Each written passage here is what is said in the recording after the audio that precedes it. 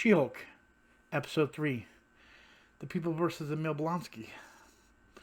Yes, again, this is late and wasn't done in the morning, and this might happen again. But let's get started. But first, I have to make a phone call.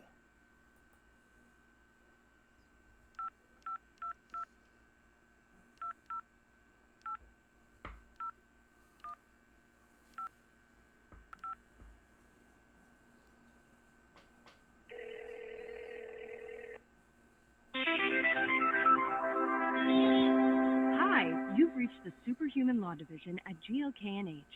Okay, this time recorded as She-Hulk. What? Yep. Wait, yep. You know they can't see me, right? Okay, whatever. Your Sweet. call is very important to us. Our associates are unavailable to take your call at this time, but please stay on the line to hear about our services here at GLK&H. Have you been fined for thousands of dollars Yeah. worth of damage to the city you were trying to protect? Did you accidentally create a sentient I remember robot who that. got the feels and tried to destroy the world? Maybe you're an Asgardian god who leaves a giant burning imprint on private property every time you arrive on Earth. I know who she's talking about. We've got your back. Our associates at the Superhuman Law Division of GLK&H will fight for your rights to fight for everyone else's rights, because that's what superheroing is all about. But don't take my word for it. Here's some testimonials from our satisfied clients.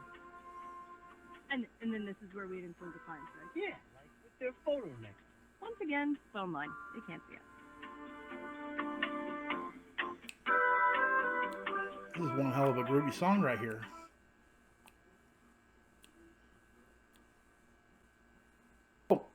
How do you do, G-Pot crew? It's your Nutty Buddy Pud here, and today we are talking about She-Hulk, Episode 3, The People versus EMIL BLONSKY, a.k.a. the guy that plays Abomination. I had to take a moment to think about that. Yes, guys, we are finally doing the review. I know last week I said I'm going to try to get back up early, but life just does not do that. Like, for example, it's just not letting me get up early in the morning.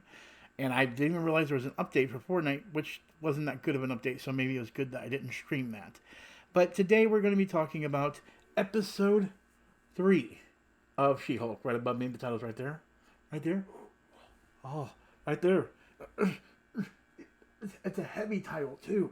Heavy. But my point to the whole thing is we're going to talk about what's happening so far with She-Hulk. Again, I've liked it so far. Quite different than any regular Disney Plus show, and that's a good thing sometimes, and sometimes it can be a bad thing. Now, is it the best one? That all depends on how the outcome is going to be, how they lead into it, because I'm enjoying the comedy, and I feel it's a nice little a grooming to something even bigger that has better comedy. And yes, last week I did miss a Wolverine Easter egg that I literally mad myself for not finding. So we're going to look a little bit closer this time and watch. There's nothing in this one. I'm going to totally look for nothing. But I'm also going to have a little bit of a G-Pot moment. And if you're not familiar with me, then you don't know what G-Pot is. Well, that's my crew. That's the channel's, moniker, G-Pot crew. But there's also another name behind it. And if you're a legacy legend, you know what I'm going to do. So if the full breakdown seems a little bit different than my intro, well, that's just because your old pal Puddy's having a G-Pop moment and enjoying the show. And I hope you guys enjoy the show too. With that being said, let's get into the full breakdown of She-Hulk, Episode 3, The People versus the Abomination. I don't care what the name they have on here. It's Abomination, bitches. Alright, talk to y'all soon. Okay, so I hate admitting I love the way she breaks the fourth wall. Still feel Ryan Reynolds does it better, but she is hella freaking adorable when she does, and I freaking love it. My whole thing is I hope one day that Deadpool will come along and be like, I did it first, and she looks like, no, I did it first, and which is true, She-Hulk kind of did do it first. Deadpool did it better. My point to the whole thing is I hope that in the later MCU that they actually let both of them break the fourth wall, and maybe they're both breaking the wall. I'm like, what? Who are you talking to? Who are you talking to? Who are you talking to? This is my shtick. No, this is my shtick. And they just have fun with it, and I love it. Deadpool's still better than breaking the fourth wall, but she is freaking adorable, and she is a great, great Like I now have two fourth wall breakers, a really awesome female and a really awesome male. This is the world that I love. She-Hulk. I'm not even gonna get there. Go there. It was a G-pop moment, I promise. Now, as I make these reviews and everything, you sometimes like will watch stuff and you go, "Oh, I heard hints of this from this. I heard hints from this and this. Heard hints from this and this and everything," and you piece things together based on what you remember and everything. I don't know why I remember these books, but or that's the funny thing saying books with her name Mallory book was there was She-Hulk issues where and this is the thing. Titania. There was one issue where Titania was trying to track down She-Hulk, and Mallory Book was involved with it. But during that, there was a case with Hercules, and I can't think of his name right now off the top of my head. But anyway, my point to the whole thing is she's a character that is prominent for a while in the She-Hulk books, and then basically leaves, and I think they work together again later on, or one of them worked for each other. I can't remember exactly.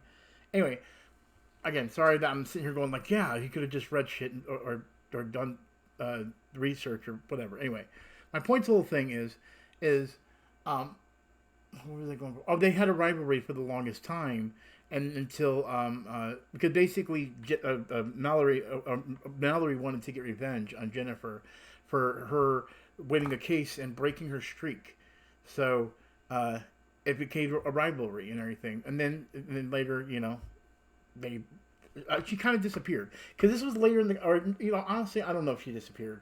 I don't know what happened to her. And that's because so shortly after this, I really stopped reading a lot of comic books and started really getting picky and very doing less, and even going back to read issues if they became something bigger. You know what I mean? I remember I was in my early 20s when I really started going out of it in the early 2000s, something like that, or like mid 2000s, I could say. This could be mid 2000s. This could be. I don't remember when this is, but my point to the whole thing is yeah, it's just cool to see that's recognized in the show. Again, I just love Marvel that they can just take characters that, as a geek, I saw and remember reading it before it was even a thing, and it's just really, really kind of fun to experience that. And I'm also having a G-pop moment. You guys know what I mean. Okay, he said light elves. Light elves are. I didn't really. Oh God, what was it?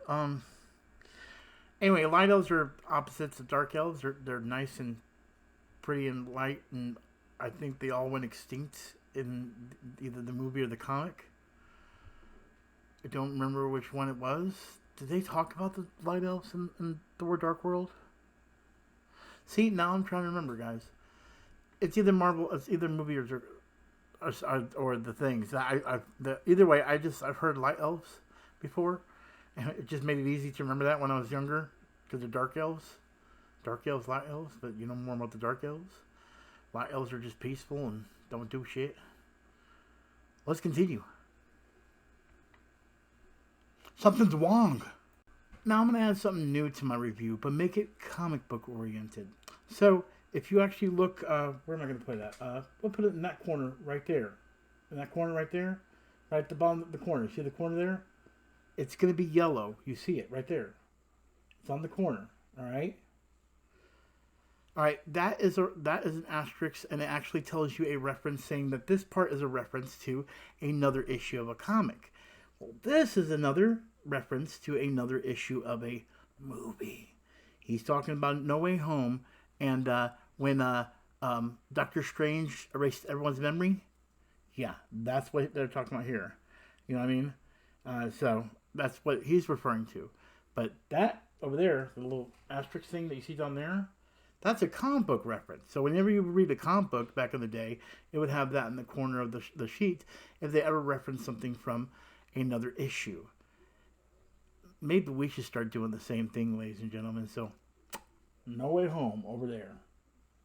Over there. There. Is there. Is there the whole time. You see that? You see that right there? Savage She-Hulk, #1. Origin. See, in the comic books, she got hit by a mobster during a Hulk fight. Got exposed by Hulk's blood or his blood, or I'm in the G-pop moment. Anyway, my point is, it's a reference to her origin story. Savage She-Hulk, number 1. So those citations are going to be comic books and movie related. Isn't it awesome? Thunderball, Pile Driver, and Bulldozer, the Wrecking Crew. They fought against the Defenders. I don't have an origin thing to put in the corner, so you don't have to, I'm not going to cite anything from where they come from. But yeah, Wrecking Crew. They wreck stuff. Wreck-It Ralph would be in the Wrecking Crew if he was Marvel. That's about it. He said Thunderball. That's what made me think about it. So Thunderball has that ball. Bye again. We end it here.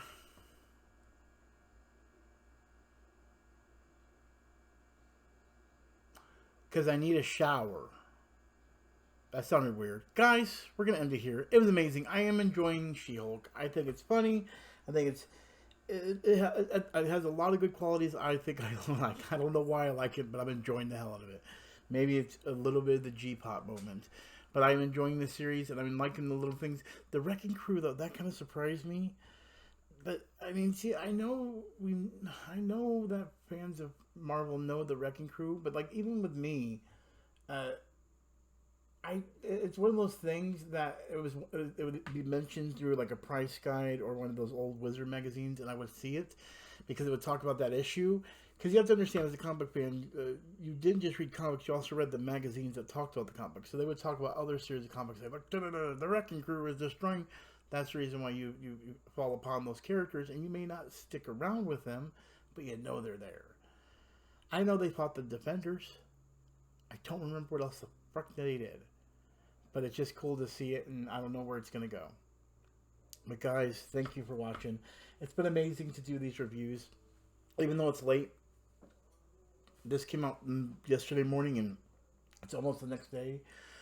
But that's okay. I want to get content out no matter how I can. And at least Marvel, I'm always going to be putting out for Marvel. That sounded weird. Anyway, as always, play with the G-Pop crew. And you know what we do? We do Marvel shit like She-Hulk 2. Do She-Hulk 2. I gotta go, bye.